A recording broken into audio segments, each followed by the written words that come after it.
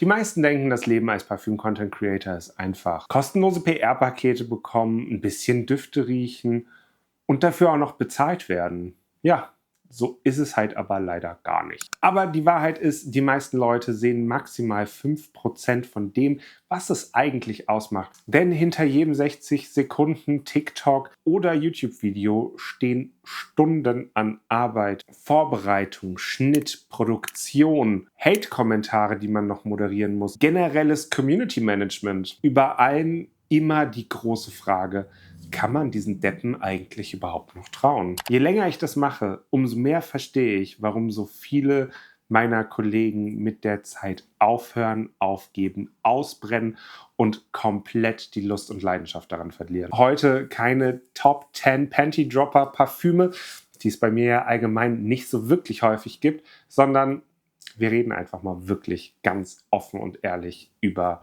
all das, was dahinter steckt. Die Leute denken wirklich, die Brands würden einem die Bude einrennen und gute Brands würden permanent dir kostenlos ihre Sachen zuschicken. Ja, dann packst du die aus, machst darüber ein Video, riechst da mal dran, machst da nochmal ein Video, musst halt auch immer die neuesten Sachen testen, weil die neuen Sachen interessieren die Leute, musst am Idealfall halt natürlich auch über die Sachen reden, über die alle reden und ganz wichtig, über Sachen reden, über die schon viel erzählt wurde, damit Leute, die sich den Duft gekauft haben, sich auch nochmal bestätigt fühlen, dass sie den richtigen Duft gekauft haben. Gerade wenn man diese ganzen Sachen aber eben nicht so macht, funktionieren viele Sachen auch nicht, weil Brands entdecken dich nicht einfach. Du musst Brands schreiben in der Regel, um überhaupt ein Gehör zu finden oder ausgewählt zu werden, Parfüm zu bekommen, weil, seien wir ehrlich, Hinz und Kunz ist neuerdings Parfüm-Content-Creator. Also ich mache das Ganze jetzt seit 3 Jahren auf TikTok fast. Wir waren damals eine relativ kleine Truppe im deutschsprachigen Raum, gerade auf TikTok. Wir waren vielleicht so 20, 25 Leute, jeder kannte sich.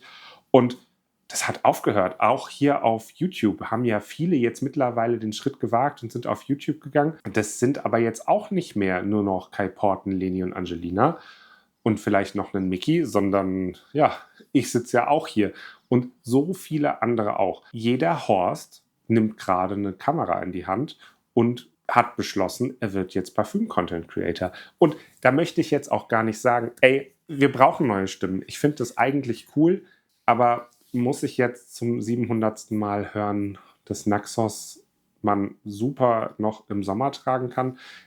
Ich weiß nicht. Also mein Content zumindest ist es nicht. Aber wenn du schon ein bisschen mich verfolgst, dann weißt du das wahrscheinlich. Und natürlich ist auch einfach nicht alles nur kostenlos, sondern ja, auf PR muss Geld gezahlt werden. Also ich versteuere das. Ich melde alles an. Alles, was mir geschickt wird, ist eine Einnahme. Ob ich dafür jetzt bezahlt werde oder nicht, Spoiler Alert, wirst du nicht. Du wirst in diesem Game zumindest in, sagen wir mal, 99,9% der Fälle, gerade wenn du ein kleiner Creator bist, wirst du nicht bezahlt werden, weil dafür sind die Brands, die haben das noch nicht so drauf, dass man denken könnte, man könnte einen Creator auch für Content bezahlen, was aber natürlich auch an dir, dem Zuschauer, liegt, weil wenn ein Creator zu erfolgreich wird, kann er ja nicht mehr ehrlich sein, weil er ist ja jetzt auch gekauft.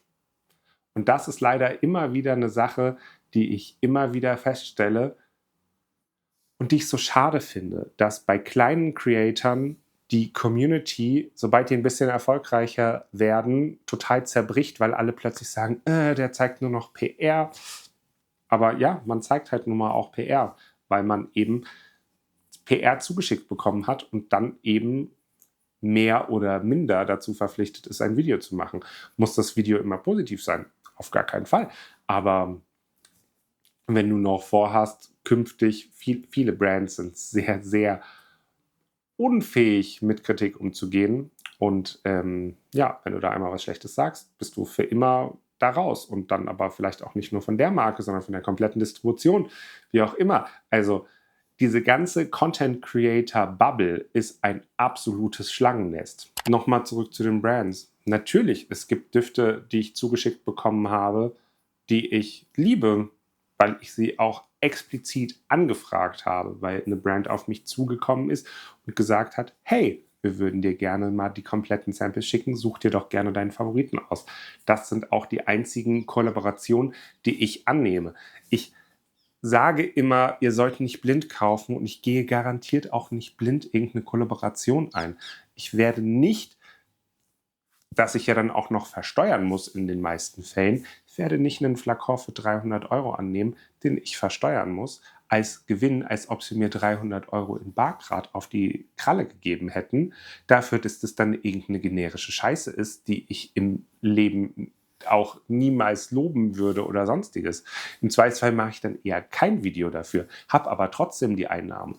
Also, oder müsste es zurückschicken oder wie auch immer, aber das bringt ja niemanden weiter. Dementsprechend, das, was ich zeige, mag ich tatsächlich. Machen das andere Creator anders? Durchaus. Aber wer bin ich, das zu judgen? Für mich ist das hier eine Leidenschaft. Ich will hier nicht reich werden mit. Ich hätte gerne, dass sich die Kosten irgendwie decken, was sie nicht tun.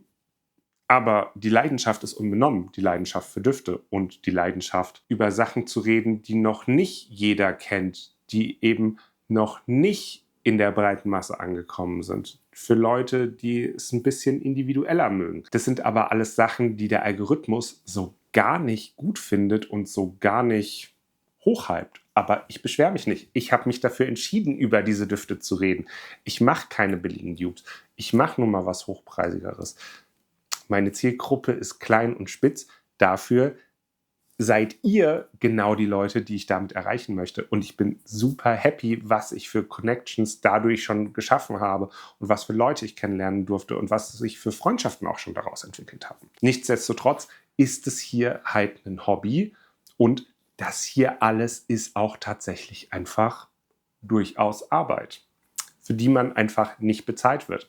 Was aber auch okay ist, weil dafür hat man sich halt auch angemeldet hier. Ne? Einen Jeremy Fragrance wird es so nie wieder geben. Und wenn wir uns den Guten mal in letzter Zeit betrachten, ist es vielleicht auch gar nicht so schlecht, dass es den nicht nochmal geben wird. Natürlich gab es Düfte, die ich getestet habe, über die ich niemals reden würde, weil ich kuratiere ja auch meinen Content. Wie viele Samples ich gerochen habe in dieser Zeit. Wir sind bei locker 3000 Düften, wenn das überhaupt langt. Das sind wahrscheinlich deutlich, deutlich mehr. Plus Brands, die mir Sample-Kits zuschicken. Ich habe schon mehrere Brands, die mir ein Sample-Kit zugeschickt haben, gesagt, da ist leider nichts für mich dabei. Das seht ihr ja alles nicht. Und andere Creator, denen geht es ganz genauso. Ihr seht ja nur das, was es dann ins Final Editing und in den Upload geschafft hat. Das ist halt aber auch nur ein Bruchteil der Sachen. Und eine Sache muss man halt auch immer noch dazu sagen. Parfüm-Content sieht immer einfach aus. Ist aber echt viel Aufwand, abgesehen von der Kamera, dem Schnittprogramm, dem Licht, einem sehr chaotischen Schlafzimmer, weil man ansonsten keinen Platz dafür hat. Und was man auch einfach nicht vergessen sollte, einen Duft zu beschreiben, da muss ich auf die Idee kommen, wie ich einen Duft so beschreiben kann, dass du, der Zuschauer, irgendwas damit einfangen kann. Einige Leute sagen, das gelingt mir, andere Leute sagen, das gelingt mir gar nicht.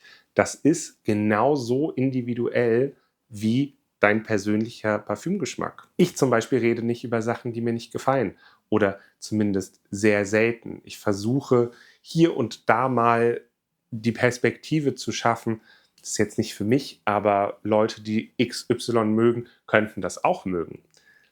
Ich werde jetzt aber nicht anfangen, das mit jedem Duft zu machen, weil letztes Jahr sind über 10.000 Düfte rausgekommen. Also kuratieren ist das Zauberwort. Und dann kämpfst du als Creator halt auch einfach immer gegen den Algorithmus an. Zeigst du neue, besondere Sachen, findet der Algorithmus das nicht so cool. Gewisse andere Sachen, manchmal hast du das Gefühl, der Algorithmus wirft eine Münze und du checkst einfach nicht, was du falsch machst. Du guckst dir alle deine Kollegen an und versuchst herauszufinden, was machen die denn anders. Alleine was das mit deinem Hirn und deiner psychischen Gesundheit macht, wenn du dich zu sehr auf Zahlen fokussierst und denkst, oh, meine Reichweite ist aber nicht so gut, wie ich sie gerne hätte. Meine Followeranzahlen sind nicht so gut. XY hat erst vor 3 Monaten angefangen und hat jetzt schon mehr Zuspruch bekommen als ich jemals und mehr PR bekommen.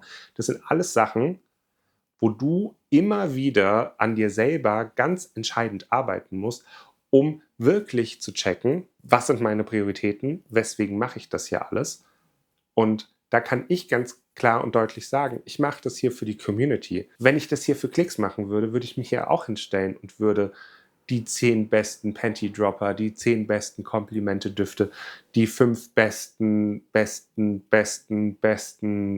hast du nicht gesehen, machen. Das ist aber nicht das, wofür ich stehen möchte. Man muss immer wieder mit sich selber ins Reine kommen. Was möchte ich? Was möchte ich erreichen? Für was möchte ich stehen? Und was sind meine Prinzipien des Ganzen? Auch an PR. Was sind Sachen, die ich annehmen würde? Was sind Marken, über die ich niemals sprechen würde?